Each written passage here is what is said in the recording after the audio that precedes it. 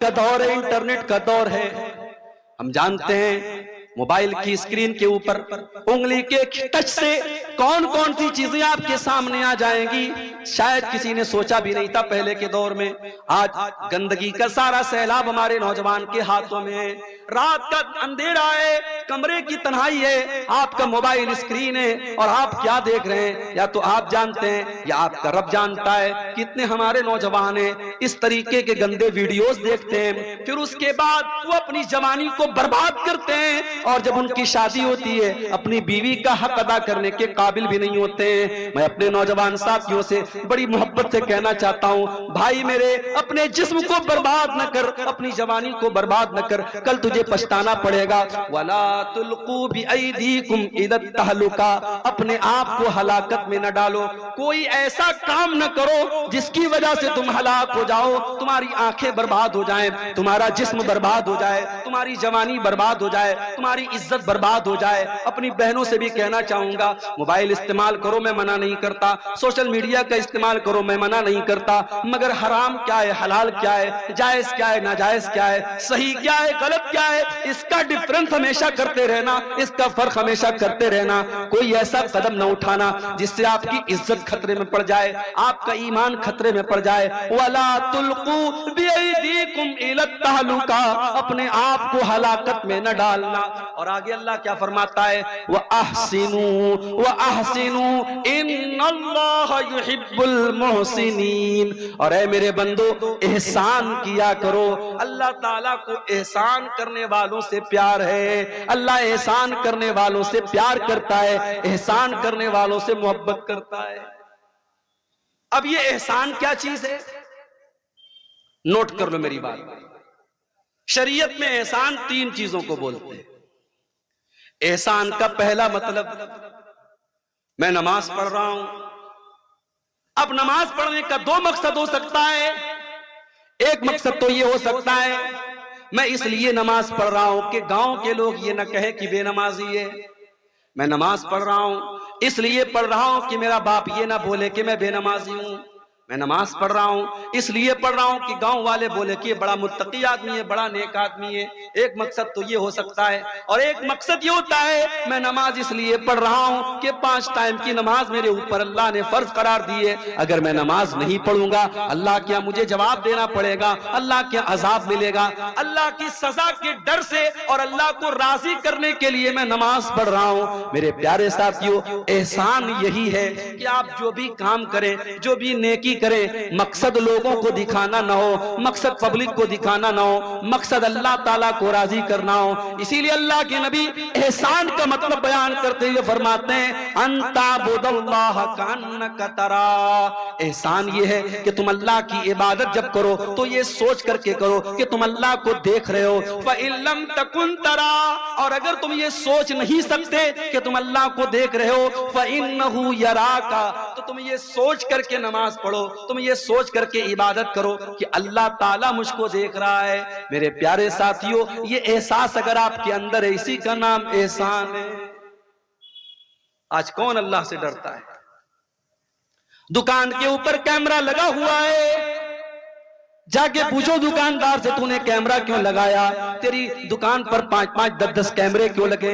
جاؤ کٹیہار کے بڑے بڑے شو روم میں چلے جاؤ، جا کر کے دکانداروں سے پوچھو تم نے اپنی دکان پر اتنے بڑے بڑے کیمرے کیوں لگائے. وہ بولے گا ہم نے سرکشا کے لیے لگائے، ہم نے سیکیورٹی کے لیے لگائے. اگر ہماری دکان کا مال کوئی چرا کے لے کے جانے لگے گا ہم کیمرے سے پکڑ لیں گے، ہم کیمرے سے دیکھ لیں گے. آج کیمرہ لگ گیا، سامان چوری ہونے بند ہو گئے.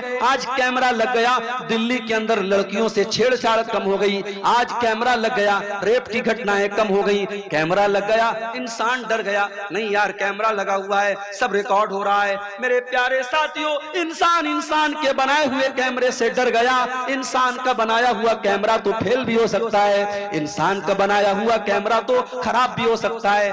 انسان کا بنا ہوا کیمرہ تار سے اور وائر سے چل رہا ہے، انٹرنیٹ سے چل رہا ہے. انٹرنیٹ رک گیا، وائر کٹ گیا، تار کٹ گیا، لائٹ آف ہو گئی، کیمرے نے کام کرنا بند کر دیا. میرے پیارے ساتھیوں، ایک کیمرہ اللہ تعالیٰ نے بھی ہمارے اور آپ کے اوپر لگایا ہے، اور یہ کیمرہ لائٹ سے نہیں چلتا، یہ کیمرہ بیٹری سے نہیں چلتا، یہ کیمرہ انورٹر سے نہیں چلتا. یہ اللہ تعالیٰ ताला की कुदरत से चलता है और ये कैमरा कभी बंद होने वाला नहीं है। वइन्ना अलैकुम लहाफिज़ीन किरामन कातिबीन यालमूना मा तफअलून। मेरे बंदो, हमने तुम्हारे आमाल को रिकॉर्ड करने के लिए, हमने तुम्हारी हरकतों को नोट करने के लिए हमने किरामन कातिबीन को मुकर्रर कर दिया है, जो तुम्हारी एक एक एक्टिविटी को, एक एक अमल को रिकॉर्ड कर रहे हैं। तुम जो भी कर रहे हो सब लिखा जा रहा है, तुम मेरे फरिश्तों से कुछ छुपा नहीं सकते। आप जलसे में गए थे, सामने कोई खूबसूरत लड़की आ रही थी, आप माशाअल्लाह कुर्ता पैजामा भी पहने हुए थे, आपने सर पे टोपी भी लगाई थी। आपने सोचा कि डायरेक्ट अगर लड़की को देखूंगा गांव वाले सोचेंगे बड़ा बेहुदा आदमी है, बड़ा बदतमीज आदमी है। आपने नजरें कहीं और कर दी, निशाना कहीं और कर दिया, आपकी निगाहें कहीं और हैं, निशाना कहीं और है, कोई दूसरा आदमी देखने वाला नहीं है। अल्लाह फरमाता है यालमु खाइनतल आयुनि व मा तुख्फिस सुदूर। अल्लाह तो वो है जो तुम्हारी आंखों की चोरी को भी जानता है। जब तुम्हारी आंखें इधर उधर चक्कर लगाती हैं, तुम्हारे आंखें कहीं होती हैं, निशाना कहीं होता है। वमा तुख्फिस सुदूर, अल्लाह तो वो है जो तुम्हारे दिल के अंदर छुपे हुए राज और भेद को भी जानता है। उससे बच के कहां जाओगे मेरे भाई? उसका कैमरा तो कभी बंद नहीं होगा। और कल कयामत का दिन जब आएगा और हम और आप अल्लाह के पास जाएंगे, हमारी जिंदगी भर के कैमरे की रिकॉर्डिंग हमारे सामने रख दी जाएगी। ववुज़िअल किताब, तुम्हारी जिंदगी भर की किताब, तुम्हारा नाम आमाल, तुम्हारा सारा कच्चा चिट्ठा तुम्हारे सामने रख दिया जाएगा। फतरल मुजरिमीना मुशफिकीना मिम्मा फीही वयक़ूलूना या वैलतना मा लिहाज़ल किताबि ला युगादिरु सगीरतन वला कबीरतन इल्ला अहसाहा। और बंदा कहेगा अल्लाह ये कैसी किताब है, ये कैसा रजिस्टर है, ये कैसा नाम आमाल है, इसके अंदर कोई छोटा से छोटा और बड़ा से बड़ा कोई अमल ऐसा नहीं है जो इसके अंदर रिकॉर्ड न किया गया हो। हमारे ये यूट्यूबर लोग बैठे हैं माशाअल्लाह, हम और आप सोचते हैं यार कितनी खिदमत कर रहे हैं, दूर दूर से, पूर्णिया से, कहां कहां से आते हैं, जलसे में कितनी मेहनत कर रहे हैं। मगर आज भी इतना मना करने के बावजूद और इतना बोलने के बावजूद कई चैनल वाले ऐसे हैं, तकरीर में कर रहा हूं, कोई और बात कर रहा हूं और वो उस पर हेडिंग कुछ और लगा रहे हैं।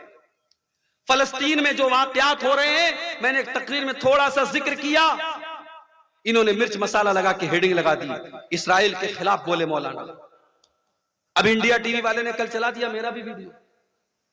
अब भाई मीडिया वाला तो तलाश करता है ना यूट्यूब पर, आपकी भड़काऊ हेडिंग ने जलती में तेल का काम।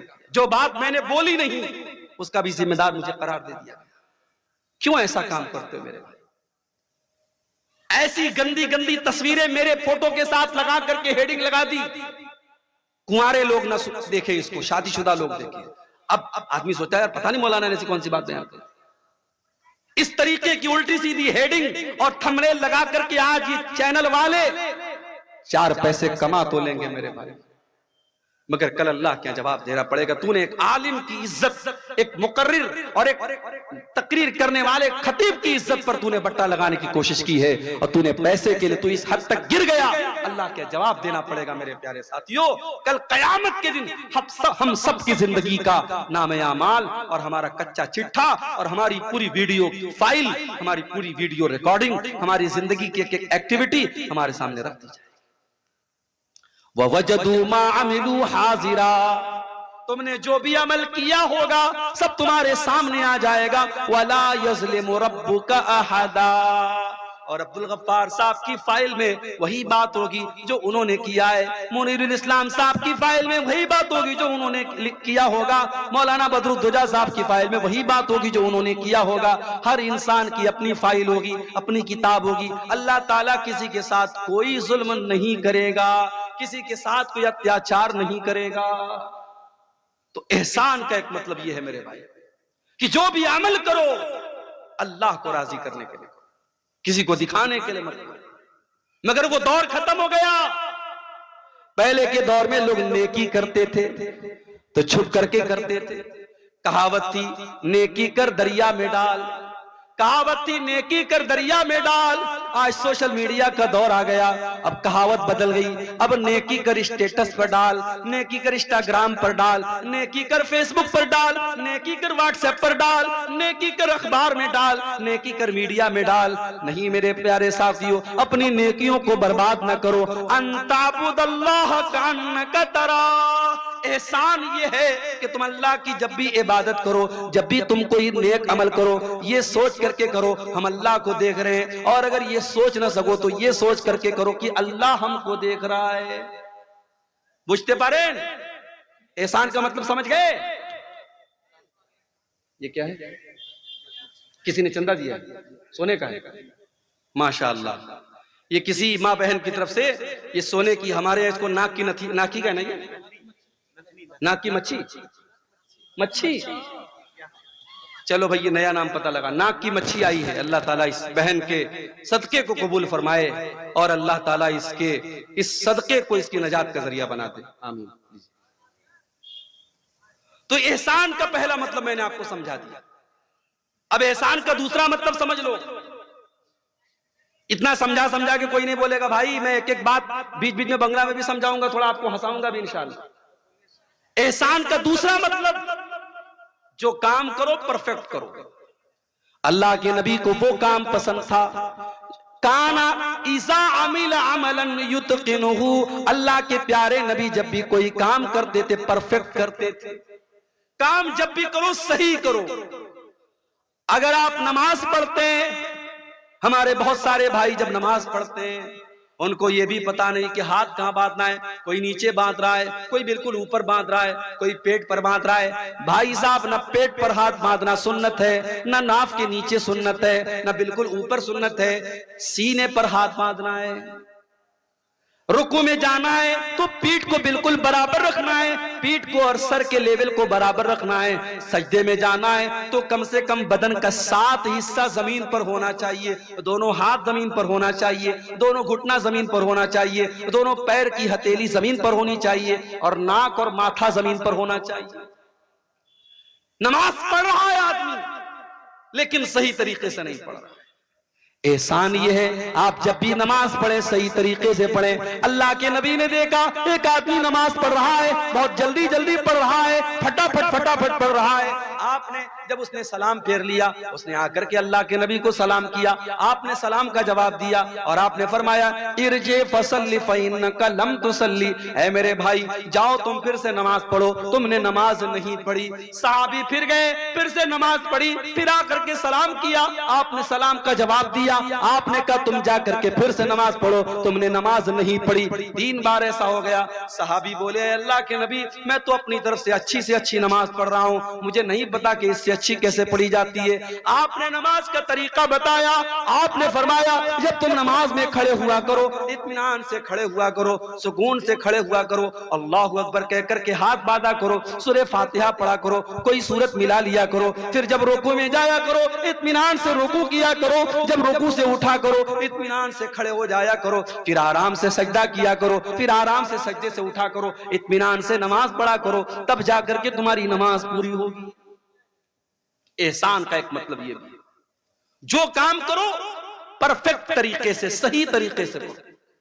یہاں تک کہ جب آپ جانور کے گردن پہ چھری چلا رہے ہو، اللہ کے نبی فرماتے ہیں اذا قتلتم فاحسنوا القتل واذا ذبحتم فاحسنوا الذبح، جب تم اپنے جانوروں کو ذبح کرو تو صحیح طریقے سے ذبح کرو، اس کا طریقہ سمجھ لو کہ کہاں پہ چھری رکھنا ہے، کون سی رگ کو کاٹنا ہے، کب کاٹنا ہے۔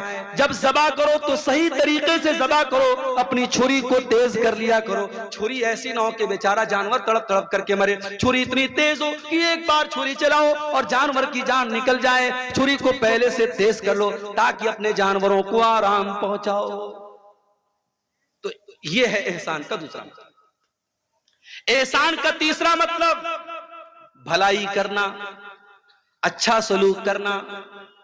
اپنی زبان کے ذریعے اپنے عمل کے ذریعے فائدہ پہنچانا، احسان کرنا. اور جب احسان آپ کریں گے تو سب سے پہلے کس کے ساتھ کریں گے؟ فرمایا وَبِالْوَالِدَيْنِ احسانا، اپنے ماتا پتا کے ساتھ، اپنے ماں باپ کے ساتھ آپ کو احسان کرنا ہے. مولوی صاحب میرے باپ نے میرے ساتھ بہت غلط کام کیا ہے، میرے باپ نے جائیداد سے مجھ کو بے دخل کر دیا ہے، 4 بھائیوں کو جائیداد میں حصہ دیا، اور مولوی صاحب میرے باپ نے مجھ کو جائیداد میں حصہ نہیں دیا. آپ کے باپ نے غلط کیا، ناانصافی کی، ظلم کیا، آپ کے باپ کی اللہ تعالیٰ کے آپ پکڑ ہوگی، مگر پھر بھی اس غلط کرنے کے باوجود آپ کی ذمہ داری ہے وَبِالْوَالِدَيْنِ احسانا، آپ اپنی ذات سے اپنے ماں باپ کو تکلیف نہ پہنچانا، جہاں تک ہو سکے ان کے ساتھ اچھا سلوک کرتے رہنا. بہت مشکل کام ہے مگر کرنا ہے. رشتہ داروں کے ساتھ احسان کرنا، پڑوسیوں کے ساتھ احسان کرنا، اپنے آس پاس کے لوگوں کے ساتھ احسان کرنا، ہر مسلمان کے ساتھ احسان کرنے کی کوشش کرنا.